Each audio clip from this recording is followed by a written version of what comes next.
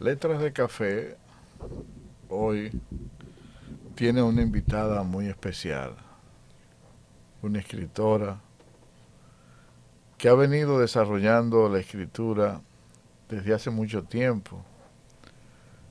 No es que sea discreta en la palabra, es que se guarda la palabra para ella misma.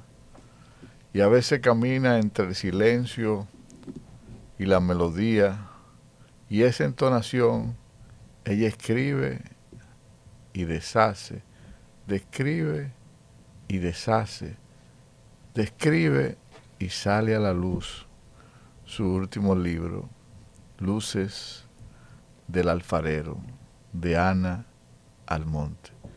Bienvenida, Ana Almonte. Gracias, Marino. Gracias por esas palabras tan dulces, tan emotivas, de verdad que me llenan de tanto regocijo. Gracias a Lisette. Lisa, Lisa, bienvenida. gracias por la invitación, Marino, Lisette. Son ustedes personas muy agradables, de verdad que sí. Además, una mujer exquisita, escritora, periodista, ensayista, con una productividad literaria muy importante y muy diversa, de diversos géneros que has escrito. Pero hoy vamos a descubrir a Ana, vamos a hurgar en ella. Claro. ¿Por qué Luces de Alfareros? ¿Por qué? Bien, Marino, Luces de Alfareros viene como una propuesta dentro de lo que podría yo llamar la interioridad del ser, en ese caso una servidora, de alcanzar a través de varios estadios en que aborda la raza, las evoluciones humanas desde el comienzo mismo en que se crearon a través de varias teorías, podría yo decir.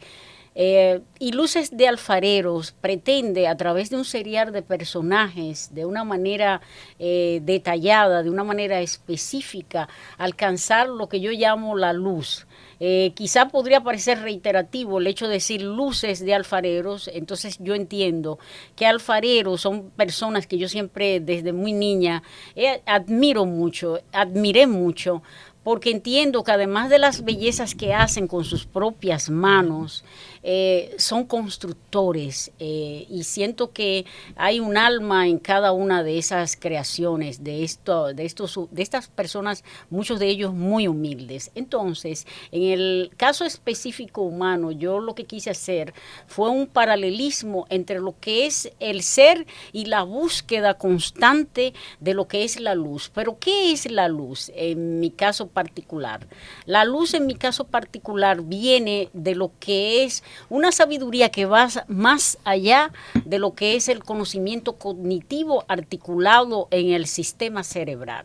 Entonces yo entiendo, uniendo el nombre de Luces de Alfarero con relación a la interioridad del texto, diría yo que es un serial, es una búsqueda, un éxodo hacia lo que es el equilibrio de la esencia del ser, pero a través de qué se consigue, se logra ese equilibrio, siendo libres a nivel pensante, pero el pensamiento mucho más allá, vuelvo y digo, de la cognición que genera el razonamiento, viene de algo que yo entiendo sobrepasa todos esos atributos, que es el alma.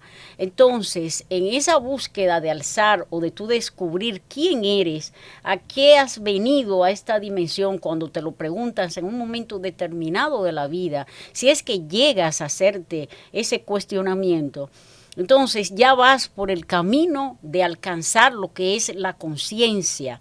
Y la conciencia es ser libre. Y la conciencia es pensar por ti mismo. Y la conciencia es llevarte de tu propia intuición, de esa voz maravillosa que todos tenemos y que tenemos que aprender a escuchar, sin la necesidad de que la novela esté apañada o cernida a lo que a lo que es una ideología única.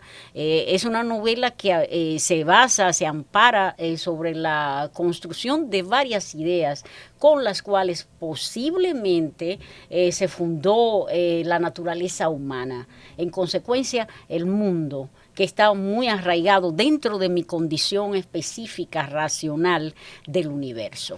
Hay una novela que a mí me ha servido de mucho de formación en la narrativa. Yo en la narrativa soy muy amante de Faulkner.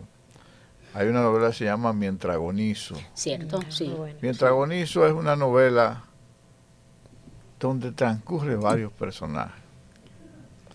Igualmente que el cuento que escribió Rufus, en ella encontramos varias voces y al final esas voces se confunden. En El alfarero encontramos varias voces con varias tonalidades, un anciano, un hombre que busca su propio universo.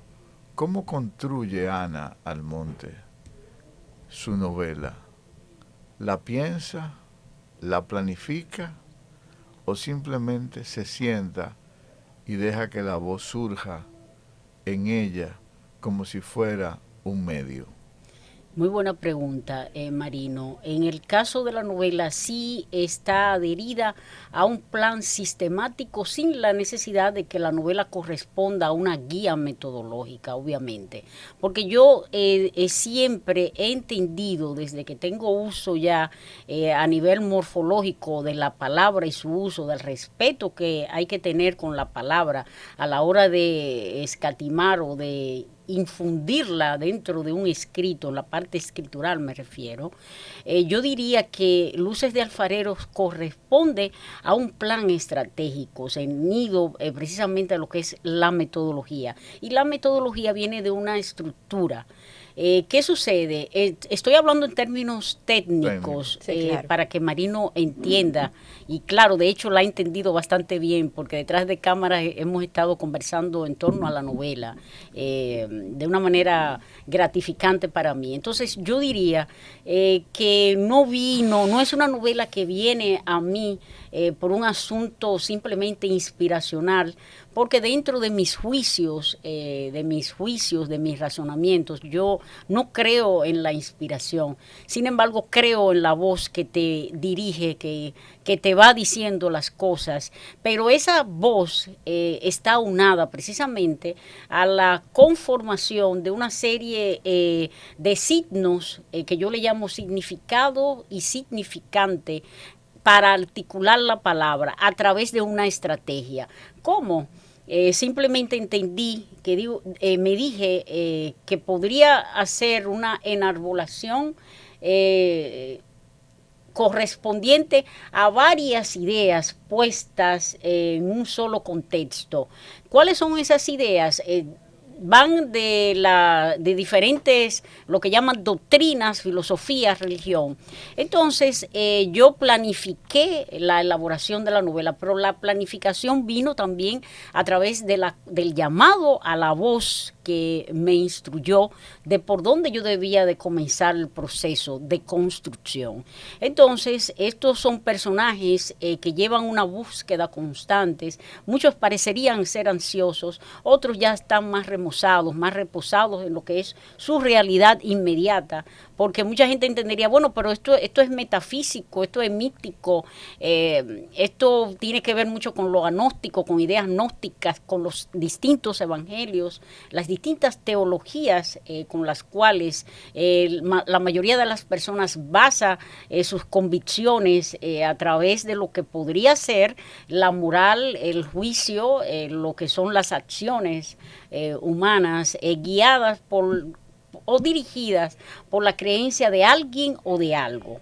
En el caso de Luces de Alfareros está el serial de personajes concatenados, parecería que están todos disueltos y aislados el uno con el otro, porque por ejemplo el primer capítulo trata sobre todo lo que tiene que ver el trayecto de vida de un enano llamado Atías Treviños, que se forma desde muy abajo.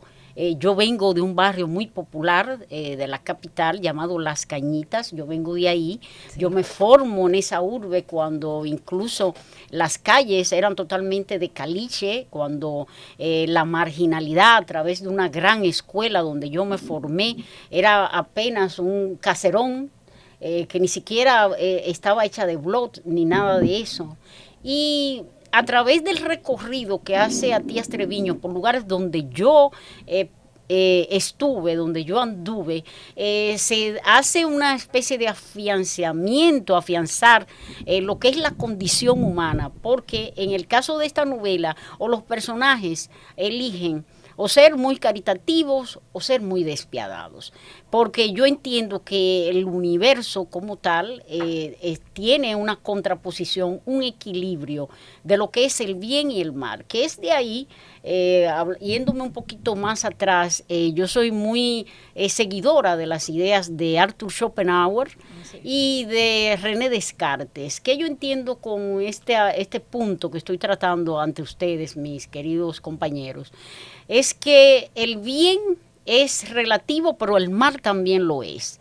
Quizás en la mira de René Descartes, los principios humanos se basan en las buenas acciones, pero ¿qué podemos entender que justifica a la hora de la verdad una buena acción?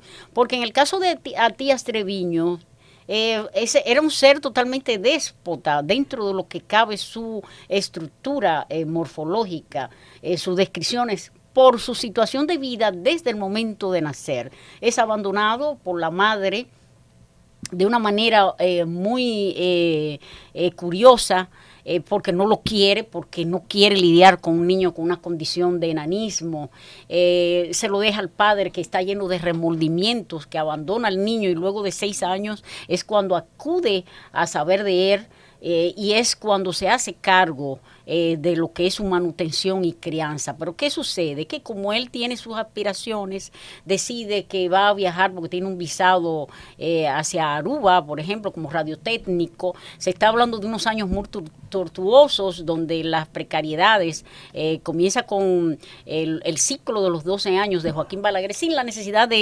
incurrir en ideas políticas, porque tampoco me interesó hacer una novela donde estuviese en margen el problema político, aunque dada la situación, exacto, dada la situación de contexto en que se desarrolla Atías Treviño, se nota las carencias a nivel de ministerios o de secretarías en ese tiempo, como lo era educación, o como era, por ejemplo, esos planes sociales, como la gente vivía dentro de esa marginalidad.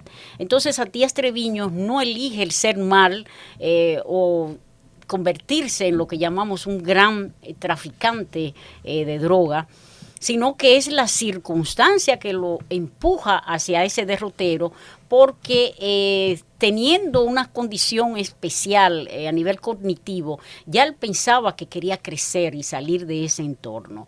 Con esto no me estoy identificando con Atías Treviño de una manera factible, porque los errores, toda acción corresponde a un resultado, y el resultado de Atías Treviño, crecer, irse en un barco mercantil con su inseparable amigo Lindito, lo forja a hacer prácticamente un imperio, como haciendo asesinar a personas, delatando a otros, incluyendo a la misma mano que le tendió de principio en Puerto Rico, como lo es Anthony Rivera, llamado El Calvo, uno de los más grandes narcos en ese tiempo. Entonces, ¿qué sucede? Atías se le ingenia y trata de salir de Puerto Rico porque lo que le interesa es Estados Unidos, porque está lleno de ambición. Y lo logra.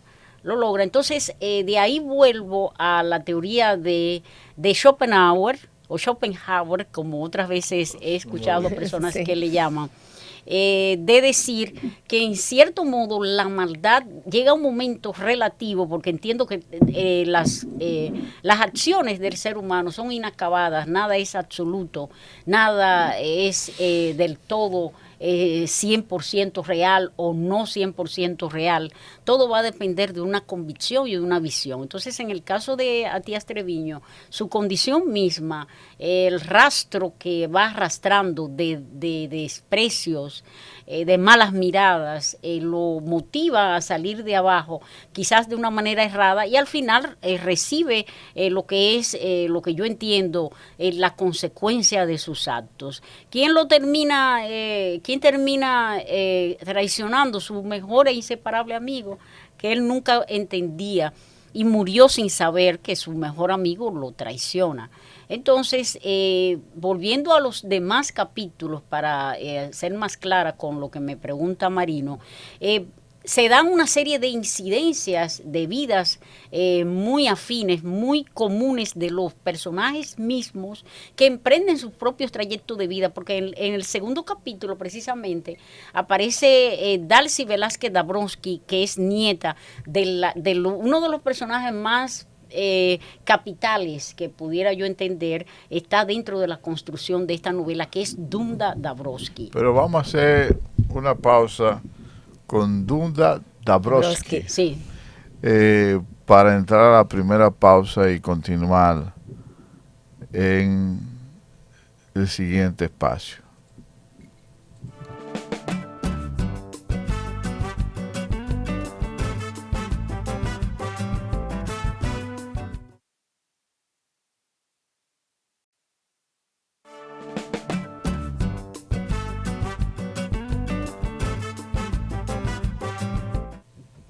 Amigos de Letras de Café, gracias por continuar con nosotros. Nosotros seguimos muy a gusto aquí en esta interesante conversación con Ana Almonte y nos quedamos con este personaje muy interesante que se llama Dunda Dabrowski. Cuéntanos sobre eso. Bien, muy bien.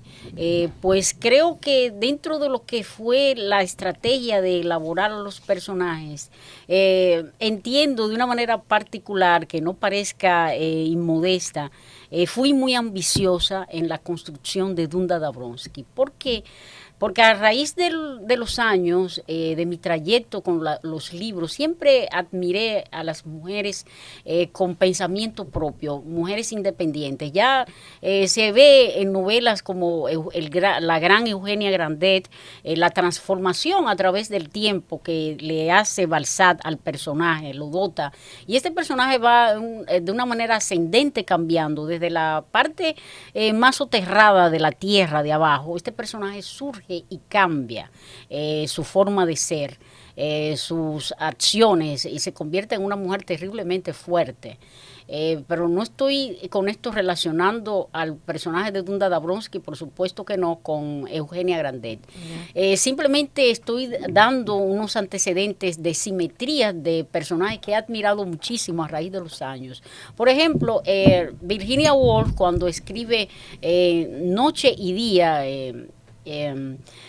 configura al personaje central como alguien que aparentemente es una persona una mujer de bajo perfil dentro de una familia acomodada en Inglaterra, en los tiempos en que todavía no se le daba el derecho al voto a la mujer, y este personaje va adquiriendo una fuerza única a través de lo que maneja de una manera magistral Virginia Woolf, que es la psicología, la interioridad a través de las descripciones del lugar, sin la necesidad de decir cómo es este personaje. Tú llegas a conocerla y a identificarte con ella. Igual personajes tan notables como en el caso de Flaubert, cuando construye a Madame Bovary. Yo admiro mucho a Flaubert. Sin embargo, todavía prefiero quedarme con Bovary y Pécuchet, porque entiendo que es una novela todavía donde él logra ahí la mayor exactitud, porque todavía Madame Bovary queda en unos niveles, dentro, claro está, de mi juicio, un poquito rosa, diría yo, dentro de la complejidad, por supuesto, del personaje. Todavía entiendo que Madame Bovary es un personaje complejo, por supuesto, pero también lleno de limitaciones. Entonces, ¿qué yo he perseguido? No identificarme, por supuesto, con estos personajes sin la necesidad de repetirlos o reiterarlos dentro de lo que es la apología de mi universo.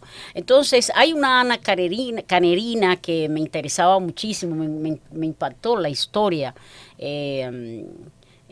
Maravillosa novela de León Tolstoy, y a raíz de esos personajes femeninos, por ejemplo, hay un personaje que está lleno, aunque no tiene mucha intervención, en Juan Rulfo, de Pedro Páramo, que se llama Eduviges Diada. Es un personaje fuerte, es un personaje muy telúrico, pero a la vez muy sobresaliente y muy dependiente de ella misma. Entonces, ¿qué sucede? Creo que podría decir que me incliné no a hacer una sumatoria, sino a hacer un personaje de Ana Almonte, un personaje cuya fuerza se identifique tanto con un sistema como en la parte humana del solo hecho de ser mujer, una mujer que comete errores, una mujer que se equivoca, pero una mujer con una cobertura interior que entrelaza varios mundos, porque cuando construyo a Dunda Dabrowski la hago también especificando un esquema de contenido. ¿Qué pasa?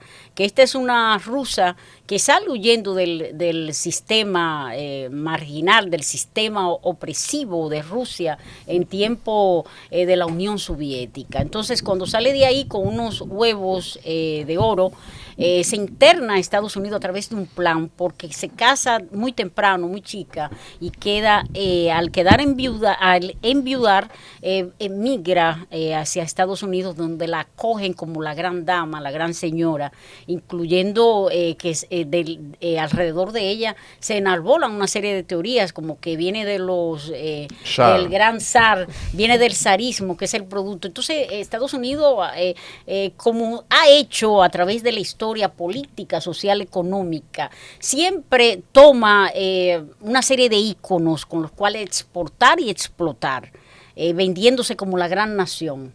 Entonces, con esto no quiero marginar la importancia que tiene una potencia como los Estados Unidos, pero Dunda Dabrowski es quien asume lo que es el capitalismo de una manera desmesurada, lo que es las ambiciones, lo que son las estructuras de poder, más allá del personaje humano que recorre a través de los lugares que va y de lo que hace. Es una mujer que está llena de acertijos y de secretos. Y de secretos también, porque a raíz de sus búsquedas trata de encontrar cuál es el secreto de la larga vida humana a través de la búsqueda de un libro. Entonces yo digo que los grandes sistemas, las grandes potencias guardan sus secretos, que no lo sabe el ciudadano común y corriente, que no lo sabe precisamente aquellas masas que se tornan demasiado exageradas con el consumo, porque eso es lo que le interesa precisamente al sistema. Con esto no estoy en contra del consumo, porque si formamos parte de un sistema, si consumimos, si compramos ropa, si nos alimentamos de grandes emporios alimenticios, si vestimos, por supuesto que ya formamos parte de un sistema. En el caso de Dunda Dabrowski se sale de los ruedos de la mujer que forma parte de un sistema para ser la mujer que investiga y hurga dentro de su interioridad cuál es la razón por la cual ella existe. ¿Y cuál es la razón por la cual la persona o el ser humano debe tener una vida tan corta, o sea, de menos de 100 años? Entonces en ella hay esa interrogante que hasta podría parecer macabra, podría yo decirle, un aspecto oscuro de su interioridad. En ese proceso creativo, ya te hemos escuchado decir que tú planificas tus novelas. Sí. O sea, tú tienes una idea, la tienes preconcebida, la trabajas, haces tu escaleta, todo tu proceso de planificación. Tú tienes lectores betas. Por ejemplo, cuando tú estás ya en el proceso, en la prima facie, como dirían los amigos abogados, cuando ya tú tienes, por ejemplo, varios capítulos o algunos personajes que ya están tallados, que están desarrollados, tú tienes quien te lee y te da como ese sentido crítico para reorientar realmente la idea inicial que tú tienes sobre un tema específico. Por supuesto, en este caso fue el gran maestro, mi maestro, el doctor José Enrique García, que desde el día cero que me vio haciendo los primeros rayones, el primer esquema de contenido, digo, esa eres tú. Perdóname, ese es tu ¿y qué pulso. maestro? Sí, de verdad, que se acerca y me dice, esto tienes que darle forma y seguirlo, yo te voy a apoyar.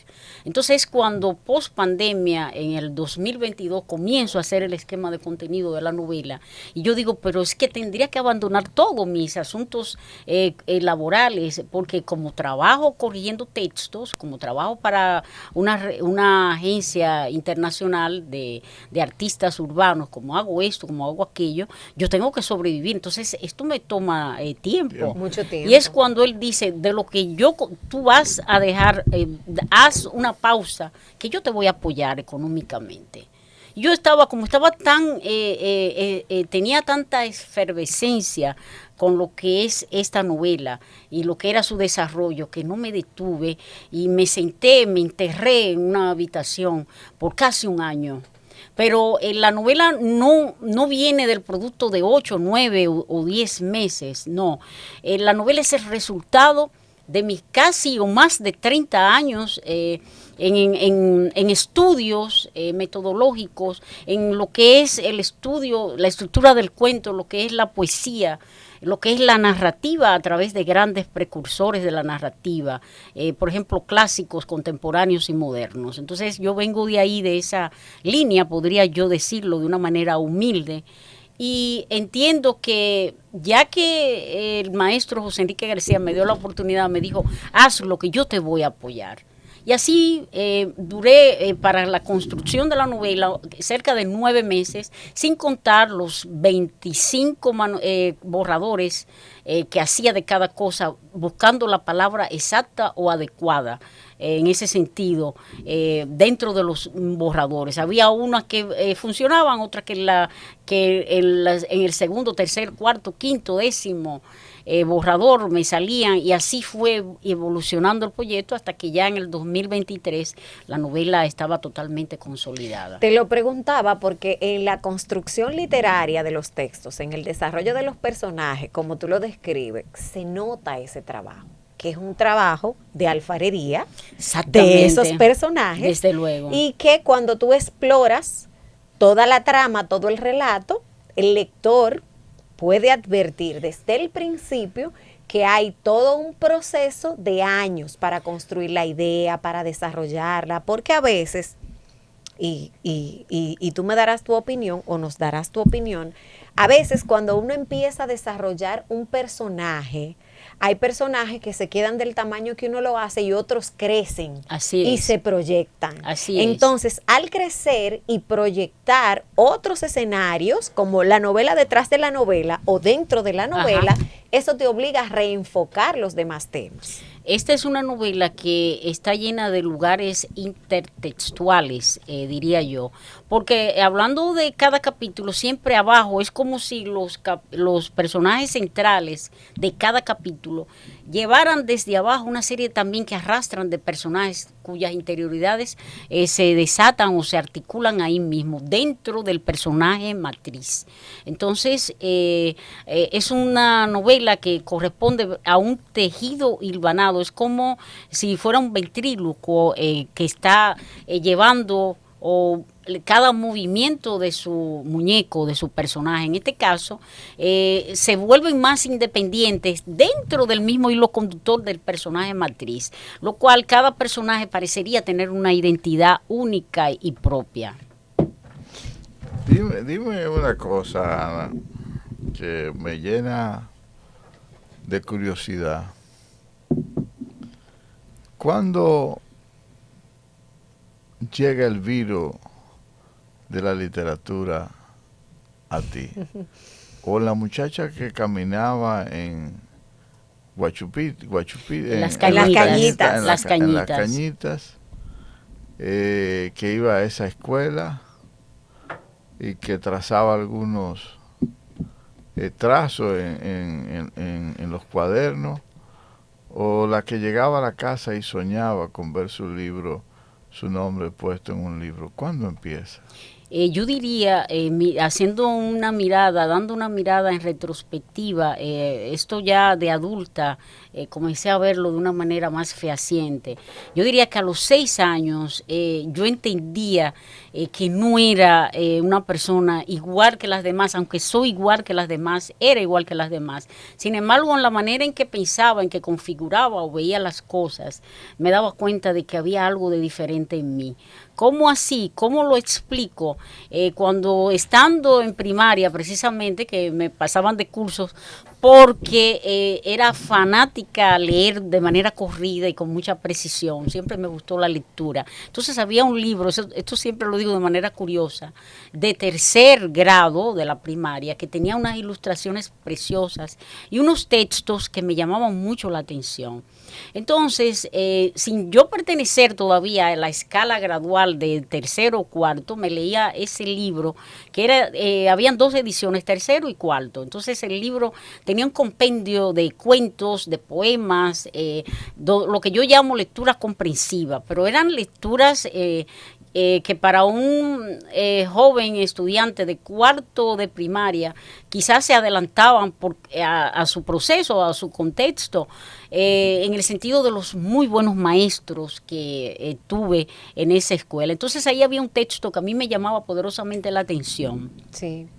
Qué rápido se ve el tiempo con Ana. Sí. Ay, Oye, vamos a la segunda pausa. La verdad que Ana, tú vas a tener que volver otra vez aquí a hablar con nosotros. Vas a tener que ser una invitada permanente, porque aquí vienen muchos hombres, hay que traer mujeres también en la literatura.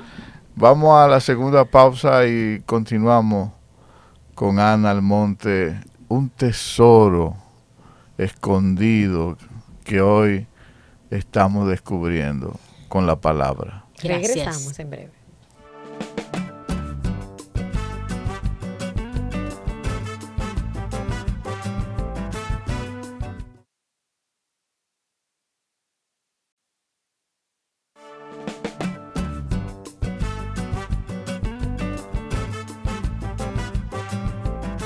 Letras de Café hoy se ha convertido en una caja de sorpresa. Bueno, sí.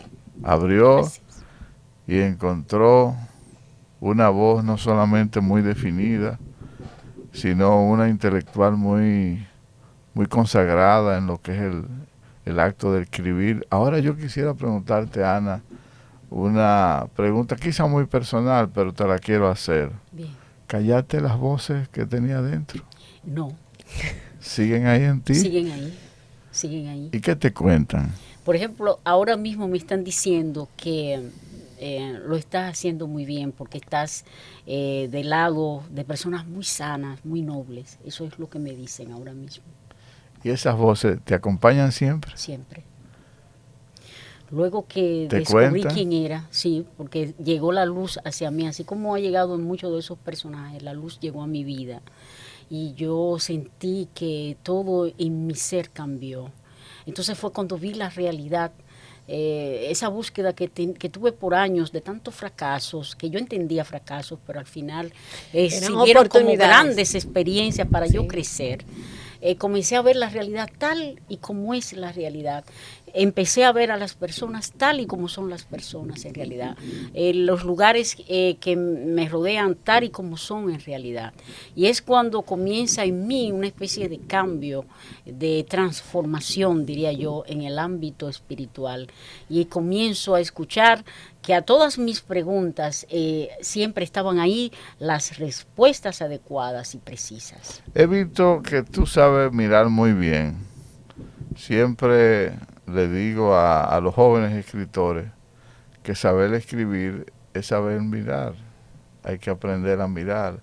El escritor que no tiene una mirada pausada, tranquila, descriptiva, una mirada que pueda descubrir no solamente los sentimientos, más allá de donde se ven, los olores más allá de donde se sienten, si no es capaz de ver la luz empujando una hoja o una gota de agua caer en una hoja y esa hoja moverse y rodar con el viento hasta llegar a algún destino. Esa descripción que tú usas en tu libro maravilloso. Gracias. ¿Dónde la encuentras? ¿En tu mirada o en el oído o en ambas? La mirada por el asunto de la contemplación, de contemplar lo que realmente existe dentro del aquí y el ahora, dentro de lo que es mi situación inmediata y a través también del oído, de uno de los oídos, no de los dos. De un solo. Sí, Mira el oído izquierdo. Sí. mira qué bien. ¿Qué puede esperar tus lectores en los próximos años de ti, Ana? ¿Cuento, novela, poesía? ¿Qué vamos a esperar? ¿Qué vamos a descubrir? Porque ya tenemos cuentos tuyos.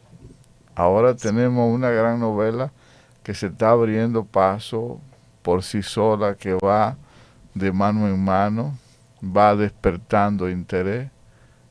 ¿Qué nos va a entregar Ana en los próximos años? Pues bien, Marino, luego que yo entienda que ha concluido o terminado, que no va a terminar así porque la obra está ahí, está dada para el mundo, para los lectores, los que quieran acercarse a ella, seguir escribiendo, seguir escribiendo. Hay una novela que ya llevo 2 capítulos y que pienso terminarla este año dentro de lo que son las incidencias que me correspondan con relación a la promoción de Luces de Alfareros, que para mí ahora es lo primero, porque siento que la novela está destinada a un propósito general globalizado y quizás ustedes que ya que me están haciendo la pregunta, acercándome a temas que hablo muy poco para que no se me malinterprete. Pero hay un fin, una finalidad con la elaboración, la construcción completa de Luces de Alfareros, y es que el ser humano pueda advertir o pueda disfrutar de aquello que a mí se me dio en un momento específico, cuando me di cuenta que podía ver la realidad tal y como era a través de ese despertar, que es como si nacieses de nuevo. Entonces, la novela pretende, a través de cada capítulo, de su articulación homogénea o generalizada, a través de una serie de incidencias con cada uno de los personajes, que al menos el ser humano se detenga un momento y diga, me voy a detener y déjame pensar, porque siento que algo ha dejado en mí para cuestionar mi propia interioridad. ¿Qué estoy haciendo? ¿Qué fue lo que hice? El ayer, claro está, queda en el ayer. Importante es el hoy porque lo pasado en eso se quedó. Entonces debemos seguir enfilando o dando una mirada hacia adelante con el pulso crítico de lo que todos somos como seres humanos, tratando de emplear lo que son las buenas acciones de acuerdo a los criterios de cada quien, de acuerdo a las ideologías o doctrinas de cada quien. Y en el sentido de la novela se propone, a través de la diversidad que hay ahí de los personajes contando sus propias historias, a que el ser humano llegue a un momento de que se cuestione y diga, yo soy más de lo que soy, o puedo ser más de lo que soy, o puedo estar dotado de ciertas condiciones que no creía que tenía, como el hecho de poder, porque en un sentido de la palabra podemos ser dioses y demonios también. Entonces es un asunto de elegir, de elección, lo que queremos ser, lo que somos en el momento mismo en que nos damos cuenta, la dimensión que pisamos antes de elevarnos hacia otras galaxias, hacia otros universos, tras la muerte física, porque seguimos viviendo, porque el alma arraigada al espíritu es de las cosas más poderosas que tiene el ser humano, y si aprende a oírla, a descubrirla, pues la vida que lleve mientras toque su paso aquí en esta dimensión terrenal, llevará una vida más pausada, más tranquila, que es lo que yo he ido de manera gradual aprendiendo. Yo necesitaba escuchar eso esta tarde. No, y lo digo en serio, porque a veces uno que lee de todo y de todos los géneros, a veces uno no cree, no, a simple vista, uno ve un título de una obra y uno no se imagina qué tanto se puede identificar con ella, o qué tanto tú puedes identificar del autor que te lo dice sin decirlo a través de sus palabras. Porque una cosa es textualmente lo que nosotros encontremos en la composición del texto. Sí. Y otra cosa es la mirada que tú le des, la profundidad que tú busques dentro de esos escritos de ese autor, que es el mensaje profundo que te está dejando. Así es. Que es como el mensaje que proyecta el libro sobre esa lectura. Así que a mí me parece correcto, muy fascinante. La verdad que la belleza de pensar y de escribir es una magia.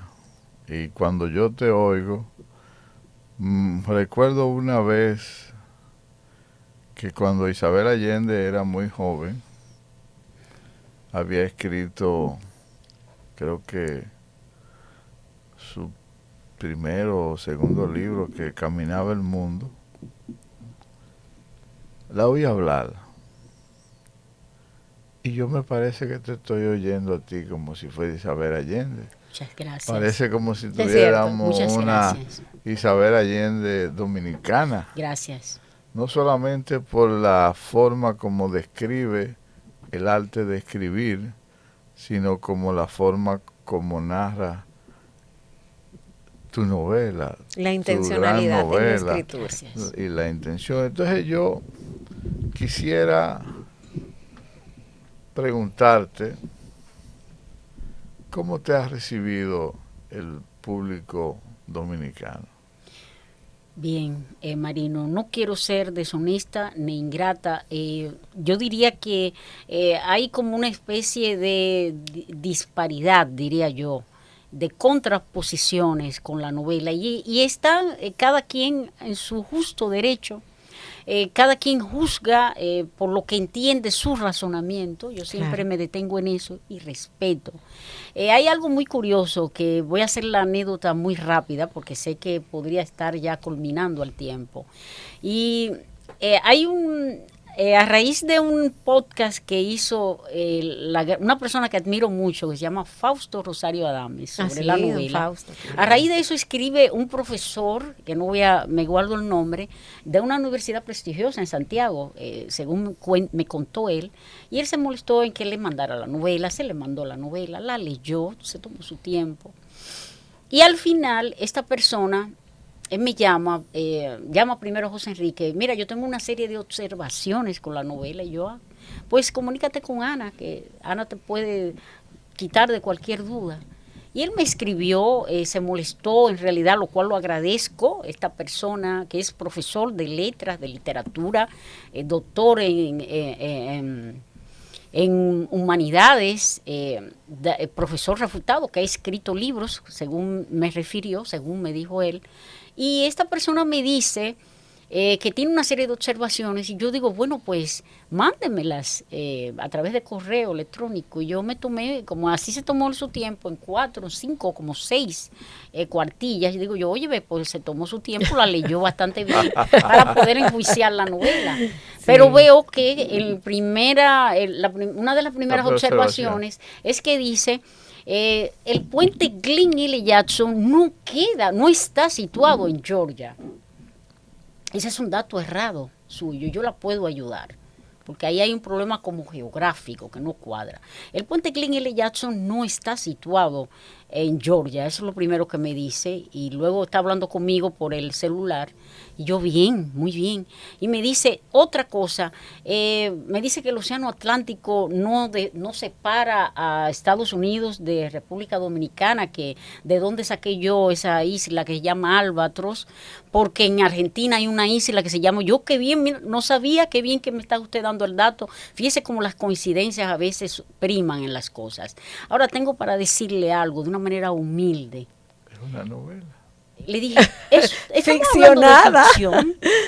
O sea, yo puedo poner, ¿acaso dónde queda la isla del tesoro de Robert Louis Stevenson? Ahora, cuando usted me responda, en qué lugar exactamente de Davos se encuentra la montaña mágica de Thomas Mann, dónde se halla Comala, Caramba. de Juan Rulfo. Por Dios. Entonces, cuando usted me responda eso, yo con todo el gusto le voy a responder. Y no me digo más nada. No me digo más nada. Entonces son de las contraposiciones que uno de una manera decente, claro, pero teniendo argumentos lógicos, tú debates y el otro se calla. Puede que le siga, no sé qué pensará, tendrá su posición radical con la novela, pero él se calló y no fue capaz de responderme. Entonces, así como he encontrado esas posiciones, como una persona también que supuestamente muy destacada de la Secretaría o el Ministerio de Cultura me mandó a leer, o sea, usted no me conoce, Usted no, es cierto, yo soy una desconocida, pero por lo menos lea, aunque sea 10 o 15 páginas, para usted juzgar y decir, ahí no hay descripciones del lugar, como le dijo al maestro José Enrique García. Ahí no hay descripciones. ¿Y qué es eso de ese enano? Pero mira, ¿Dónde están las descripciones ahí? Dígale a su amiga que lea. Y yo quiero que él me recomiende cuáles son los libros que él lee para yo compartirlos. hay dos escritores que a mí me gustan mucho, que lo conocieron porque un amigo no quemó los libros que le había dejado. Lo guardó y lo publicó, que son los libros de Kafka. Sí. Y otro, Pessoa, por igual. Cada día Pessoa es más grande. Así es. Y Kafka es cada día más grande. Sí. No conocer la imagen de un autor no hace que su obra no sea inmensa, grande. Lo único que uno hace es ponerle rostro a esa obra inmensa. Y yo creo que en tu caso es ese el que pasa.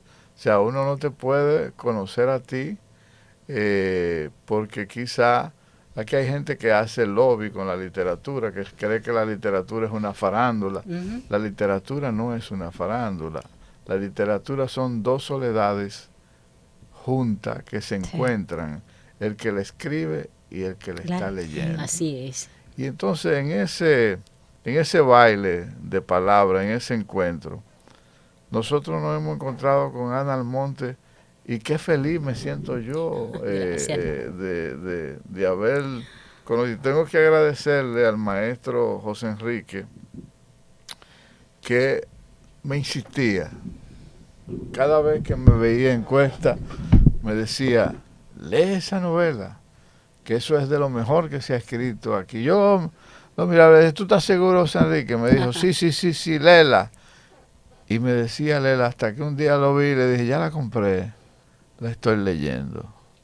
Y desde aquí, desde este programa, le digo a José Enrique, bueno, yo me voy a convertir ahora en José Enrique, porque yo también voy gracias, qué lindo. a mandar a leer esta novela. No solamente, Ana, por ti, sino porque cuando nosotros nos encontramos con un libro escrito por una dominicana, tan bien hecho, tan bien estructurado, un libro que puede ser leído en cualquier parte del mundo del habla hispana, y para nosotros tiene que ser un orgullo que nosotros tenemos un libro no solamente bien hecho, bien estructurado, y una novela con un vuelo imaginario propio de cualquier novela mejor escrita por cualquiera, fue escrita por ti, por una niña nacida en Guachupita, en las Cañitas, que ha venido caminando, y que su límite va a ser la imaginación. Lo único que quiero decirte antes de despedirte en este y darte la palabra para que te despida del público, es que no nos deje tanto tiempo sin una obra así. Muchas gracias. Que siga, que te convierta no en una maquinaria de hacer novelas de esas que se hacen a nivel comercial, sino que tenga una entrega permanente, porque tú no puedes privar al pueblo dominicano de tu talento. Caramba, gracias por esas palabras tan hermosas, tan emotivas. Gracias a ustedes por la invitación. Gracias, Marino, de verdad, de corazón. Yo acojo esto y me llevo la mejor de las impresiones de este programa Letras de Café por ustedes. Y sí, hay que escribir. Quien escribe debe seguir haciendo lo que ama con el uso de la palabra, escribir. Así que gracias por la invitación. Despide el programa. Bueno, a ustedes gracias por habernos acompañado. Esperamos que hayan disfrutado tanto como nosotros esta interesante conversación con Ana Almonte. No solamente hablamos de literatura y cultura, sino de su novela Luces de Alfareros, que deben salir a buscarla. Creo que esta encuesta. Sí, y si en no, un en la libro. edición vamos a poner un número de teléfono de contacto, Bien. ¿verdad? Que ahí están las obras de Ana para que la puedan leer y disfrutarla igual que nosotros. Y nos volvemos a encontrar la semana próxima. No se olviden de leer.